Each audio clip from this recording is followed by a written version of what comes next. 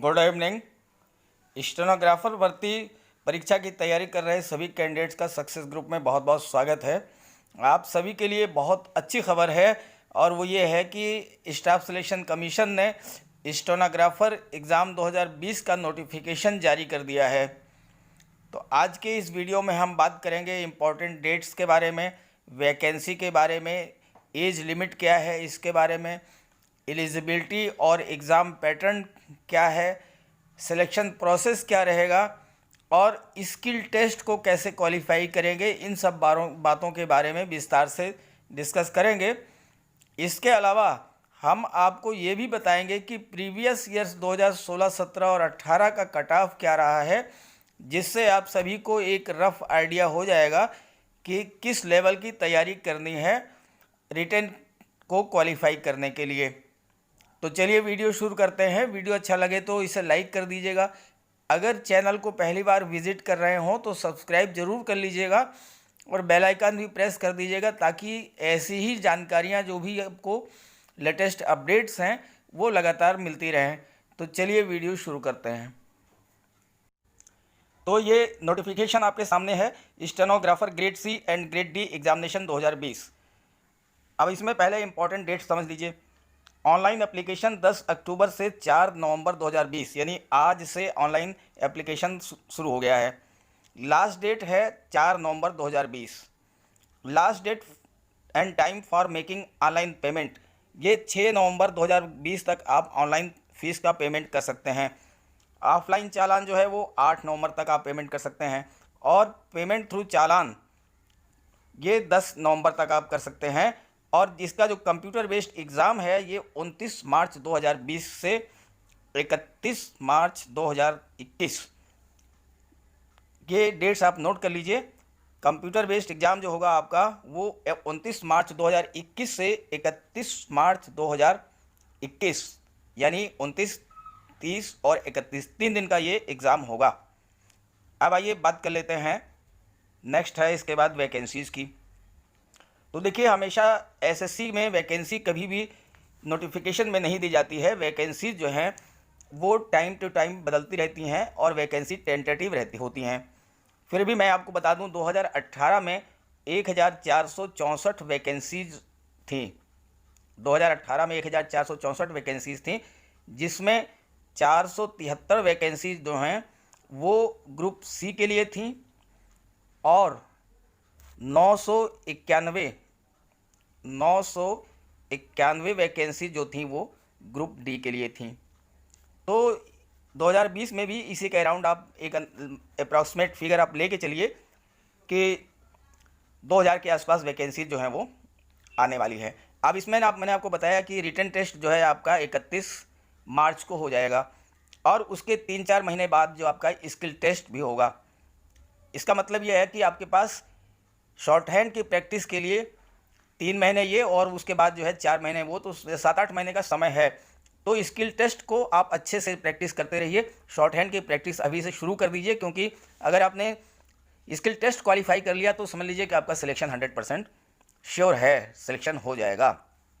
चलिए अब आगे बढ़ते हैं। जो है इसके बाद रिजर्वेशन के बारे में तो एज इट इज़ है, SC ST और OBC जनरल वो सब जो सेंट्रल गवर्नमेंट और SSC के नाम्स हैं उसी के अकॉर्डिंग आते हैं। अब चौथे नंबर पर आ जाइए, नेशनलिटी। तो इसके लिए या तो आप इंडिया के नागरिक, भारत के नागरिक हों, दूसरा इसमें नेपाल के भी अगर आप हैं तो उनको भी अलाउड है, भूटान के नागरिक हैं तो भी अलाउड है, और तिब्बत के जो रिफ्यूजी जो कि 1 जनवरी 2062 से पहले आए थे उनको भी अलाउड है, वो भी इसमें फॉर्म फिलअप कर सकते हैं। अब आइए एज क्राइटेरिया की बात कर लेते हैं। तो इसमें ध्यान दीजिएगा, ग्रेड सी के लिए 18 से 30 साल है और ग्रेड डी के लिए 18 से 27 साल है। एज का कैलकुलेशन 1/8/2020 से माना जाएगा। 1 सितंबर 2020 को आपकी एज 18 साल होनी चाहिए और ग्रेड सी के लिए 30 साल से ज़्यादा नहीं होना चाहिए, ग्रेड डी के लिए 27 साल से ज़्यादा नहीं होना चाहिए। बाकी और एज रिलैक्सेशन जो है वो SC ST को 5 साल, OBC को 3 साल है और अदर कैटेगरीज के लिए अलग अलग जो है सबका इसमें क्राइटेरिया है। अब बात कर लेते हैं कि एलिजिबिलिटी क्या है।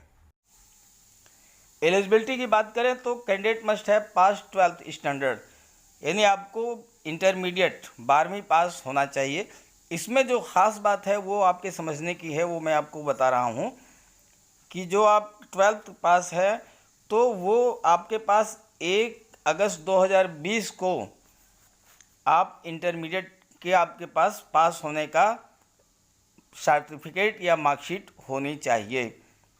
ऐसा नहीं हो कि आपके पास जो है 1 अगस्त 2020 के बाद की डेट में आपने एग्ज़ाम पास किया हो तो आप एलिजिबल नहीं होंगे। 1 अगस्त 2020 से पहले आपने इंटरमीडिएट कर रखा हो तभी आप इसके लिए एलिजिबल होंगे। इसके बाद आइए फ़ीस के बारे में बात कर लेते हैं। तो फ़ीस के लिए जो है 100 रुपया है अनरिजर्व के लिए, और वीमेंस के लिए, SC ST और PWD के लिए कोई फ़ीस नहीं है। इसमें एक चीज़ और आपको महत्वपूर्ण है वो मैं आपको बता दूं, हाउ टू अप्लाई। इसके लिए आप जो है ssc.nic.in पर आप जाइए, इसके बाद जो है इसी पर आपको अप्लाई करने का ऑप्शन मिल जाएगा। अब इसके बाद बात कर लेते हैं एग्ज़ाम पैटर्न की। अब आप एग्ज़ाम पैटर्न समझ लीजिए, ये दोनों ही ग्रुप सी और ग्रेड सी और ग्रेड डी दोनों के लिए कॉमन है। जनरल इंटेलिजेंस एंड रीजनिंग, ये 50 क्वेश्चन होंगे 50 मार्क्स के। जनरल अवेयरनेस के भी 50 क्वेश्चन होंगे 50 मार्क्स के। इंग्लिश लैंग्वेज एंड कम्प्रीहेंशन सबसे महत्वपूर्ण थर्ड है, 100 नंबर का और 100 क्वेश्चंस होंगे। समय आपको दिया जाएगा 2 घंटे का। क्वेश्चन जो होंगे ऑब्जेक्टिव टाइप के होंगे, मल्टीपल चॉइस क्वेश्चंस होंगे, और इंग्लिश और हिंदी दोनों भाषा में आपको पेपर मिलेगा।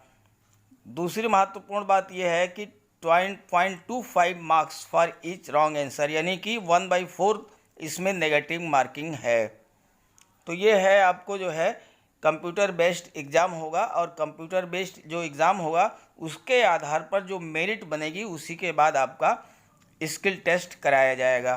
तो कितना आपको मार्क्स लगभग ले आना है 200 नंबर में, अभी मैं आपको कट ऑफ का ट्रेंड दिखा देता हूँ, उससे आपको आइडिया हो जाएगा कि कितने मार्क्स पे सिलेक्शन पिछले वर्षों में हुआ था।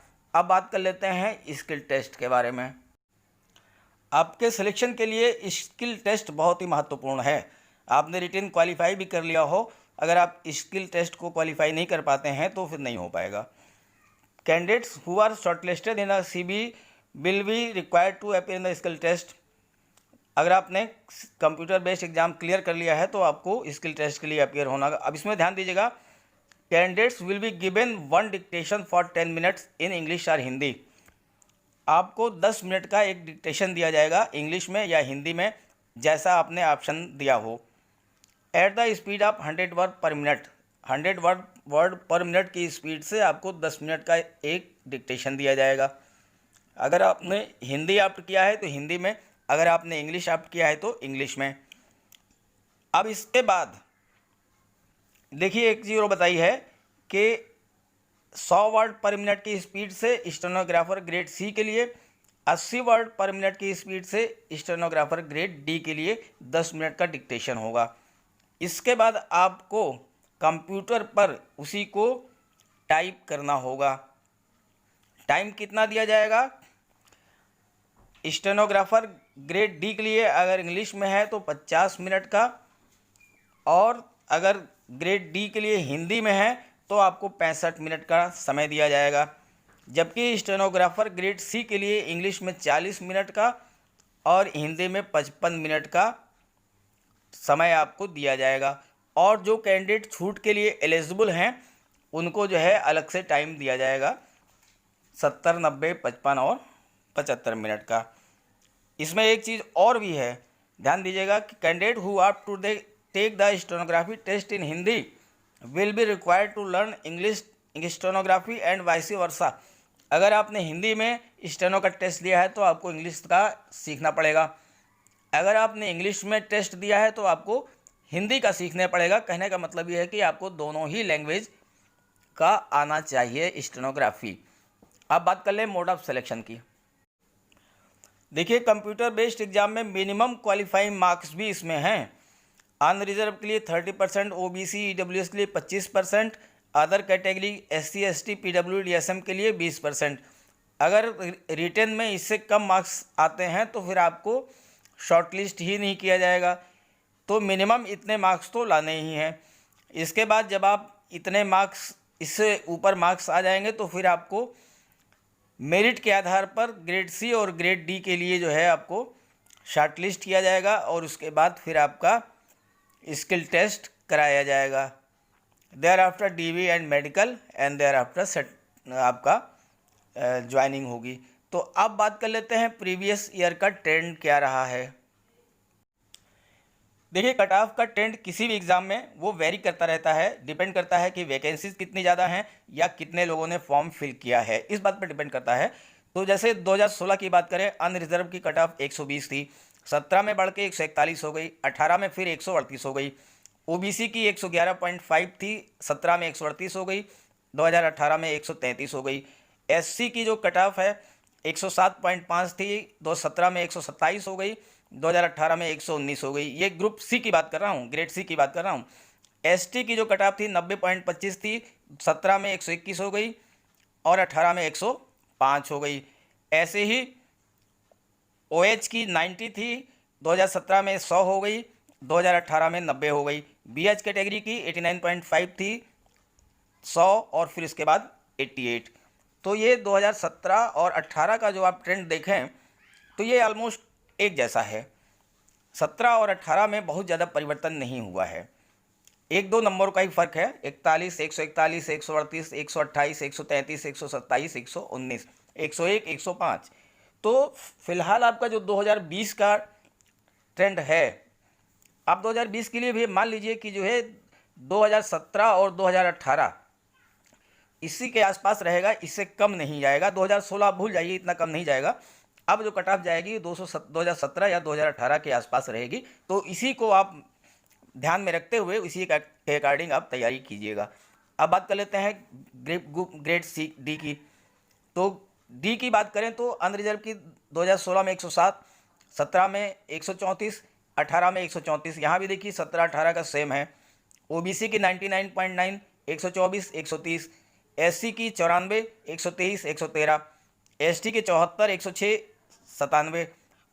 ओएच की 74, 106, 90। वीएच की 66, 56। तो यहाँ भी आप देखिए तो जो आपको ट्रेंड नज़र आएगा वो 16 का बिल्कुल अलग है, 17 और 18 का जो है ट्रेंड बिल्कुल सेम है। तो इसमें भी आप ग्रुप डी में भी जो है जो आप तैयारी करें तो 2017 और 18 को ध्यान में रखते हुए करें। इसी के आसपास आपके मार्क्स आने चाहिए, इससे एक दो नंबर ज़्यादा ही होंगे, इससे कम नहीं होंगे किसी भी स्थिति में। तो ये मैंने आपको स्टेनोग्राफर भर्ती के बारे में कंप्लीट जानकारी लगभग दे दिया है। फिर भी अगर कोई आपको जानकारी चाहिए, कोई प्रश्न, कोई क्वेरी हो तो कमेंट करके आप पूछ लीजिएगा, उसको मैं रिप्लाई करूँगा। और अगर ज़्यादा क्वेरीज होंगी तो एक अलग से भी वीडियो अपलोड कर सकता हूँ।